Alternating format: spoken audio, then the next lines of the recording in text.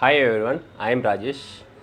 ఈ వీడియో రీసెంట్గా విశాఖపట్నంలోని విశాఖ స్టీల్ ప్లాంట్లో జరిగిన ఫైర్ యాక్సిడెంట్లో చాలామంది చనిపోయారు. ముందుగా వాళ్ళందరికీ నా సంతాపం తెలియజేస్తూ ఈ వీడియో స్టార్ట్ చేస్తున్నా. ఇకపోతే మన ఇంట్లో పాలు పోసి పెంచుకున్న పామే మనల్ని కాటేస్తే ఎలా ఉంటుందనేది మీకు బెస్ట్ ఎగ్జాంపుల్ ఈ వీడియోలో మీకు అర్థమవుతుంది ఏంటనేది.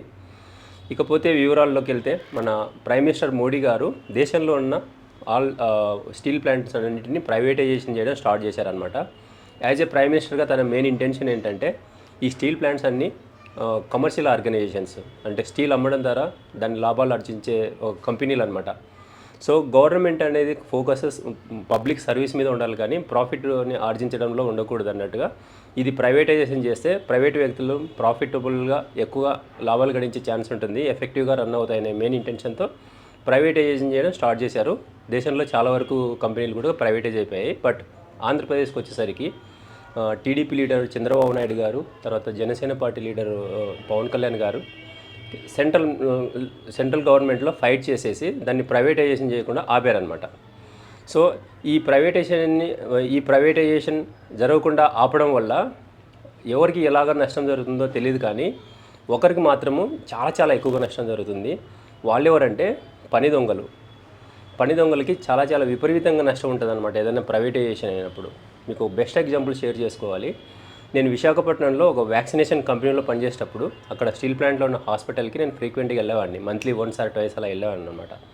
సో ఆ ప్రాసెస్లో అక్కడ ఉన్న డాక్టర్లను కలిసేవాడిని. సో అక్కడ ఒకసారి ఒక డాక్టర్ని కలవడానికి వెళ్తే అక్కడ ఒక బెంచ్ ఉంది, ఆ బెంచ్ మీద ఒక ఆవిడ పడుకున్నారనమాట. సో నేను మేబీ పేషెంట్ అయ్యేంటారేమో అనుకుని అక్కడికి వస్తే వెయిట్ చేశాను. సో డాక్టర్ దగ్గరికి తర్వాత చాలామంది పేషెంట్లు గుంపులు వెళ్తున్నారు వస్తున్నారు, అలా జరుగుతుందనమాట. ఒక 15 minutes తర్వాత డాక్టర్ బయటకు వచ్చేసి అక్కడ పడుకున్న ఆవిడని అరుస్తుంటే లేగట్లేదు. చాలాసేపు తర్వాత లేచింది. ఏమ్మా పేషెంట్స్ని అందరినీ కట్టగలకి పంపుతున్నావు, ఒక్కొక్కరిని ఒకసారి పంపొచ్చు కదా, అటెండర్ అయ్యండి, ఇలా పడుకుంటే ఎలాగా అని అరిచేసి లోపలికి వెళ్ళిపోయాడు. సో కొద్దిసేపు తర్వాత ఈవిడ మళ్ళీ అలాగనే అక్కడే పడుకుండిపోయిందనమాట. సో ఇకపోతే ఒక 2-3 months తర్వాత వెళ్తే అక్కడ ఆవిడ లేరు, ఇంకో కొత్త అతను వచ్చారనమాట. సో ఆవిడని తీసేసి కొత్తని అపాయింట్ చేసుకున్నారేమో అనుకున్నాను నేను. తర్వాత డాక్టర్ ద్వారా చాలా విషయాలు తెలిసి నేను చాలా షాక్ అయ్యాను. అదేంటంటే అక్కడున్న ఆవిడ కొడుకు పెళ్ళి అని చెప్పేసి లీవ్ పెట్టుకుందో ఏమో కానీ 3 నెలల నుంచి హాస్పిటల్కి రావట్లేదంట. తన అటెండర్ అనమాట, స్టీల్ ప్లాంట్ ఎంప్లాయీ. 3 నెలలుగా హాస్పిటల్ రావట్లేదు. నేను షాక్ అయ్యి డాక్టర్కి చెప్పాను, సార్ ఇలాగా ఎంత గవర్నమెంట్ అయినా కూడా ఎన్ని రోజుల పాటు లీవ్లు ఇవ్వాలి కదా అని అడిగాను. అంటే దానిదేముంది, ఇక్కడ చాలా కార్మిక సంఘాలు వాళ్ళకి ఇలాంటి వాళ్ళకి సపోర్ట్ చేస్తాయి.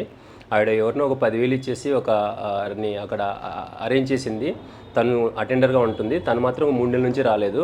ఆవిడకి జీతం వచ్చేసి 80,000 రూపాయలు, మంత్లీ 80,000 రూపాయలు ఆవిడకి జీతం. సో ఇలాంటి చాలామందికి అక్కడ ఉన్న కార్మిక సంఘాలు వెన్నుదన్నుగా ఉంటున్నాయి, వాళ్ళకి రక్షణగా ఉంటున్నాయి అన్నమాట. సో ఇది అనమాట మన కార్మిక సంఘాలు వాళ్ళు వచ్చే ప్రొటెక్షన్ పని దొంగలకి. తర్వాత ఇంకా చాలా విషయాలు తెలిసాయి. అదేంటంటే అక్కడ పొద్దున్నే మార్నింగ్ అటెండెన్స్ చేయడం కోసం బయోమెట్రిక్ సిస్టమ్ ఉండదన్నమాట, థంబ్ ఇంప్రెషన్ వేసేది. అది అరేంజ్ చేస్తే దాన్ని కూడా ఈ కార్మిక సంఘాలు మేనేజ్మెంట్తో ఫైట్ చేసేసి దాన్ని రిమూవ్ చేయించారనమాట, బయోమెట్రిక్ సిస్టమ్ని.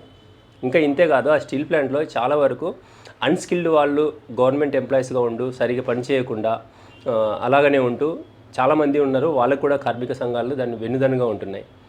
ఇంకా కొత్త రిక్రూట్మెంట్స్ ఏం లేకుండా కూడా కార్మిక సంఘాలు ఆపుతున్నాయి అన్నమాట.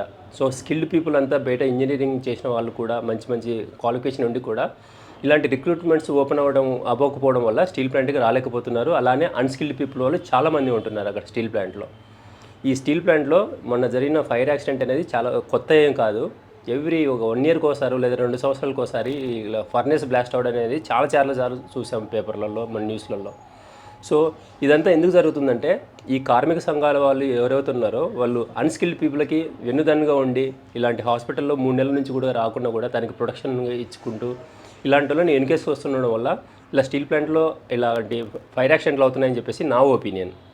ఇకపోతే మన ఇంట్లో మనం పాలు పెంచి పోషించుకున్న పామే మనల్ని కాటేస్తే ఎలా ఉంటుంది అనే దానికి బెస్ట్ ఎగ్జాంపుల్ ఏంటంటే మన టీడీపీ లీడర్ మన లోకేష్ బాబు గారు అక్కడ చనిపోయిన వాళ్ళ కుటుంబాలని ఓదార్చడానికి వెళ్ళినప్పుడు అక్కడ కార్మిక సంఘంలో ఉన్న వ్యక్తులు, కార్మిక సంఘాల కార్యకర్తలు అందరూ కలిసి లోకేష్ని అక్కడే ఆ సానుభూతి చెప్పడానికి వచ్చిన టైంలోనే అక్కడే అతన్ని నిలదీస్తున్నారనమాట.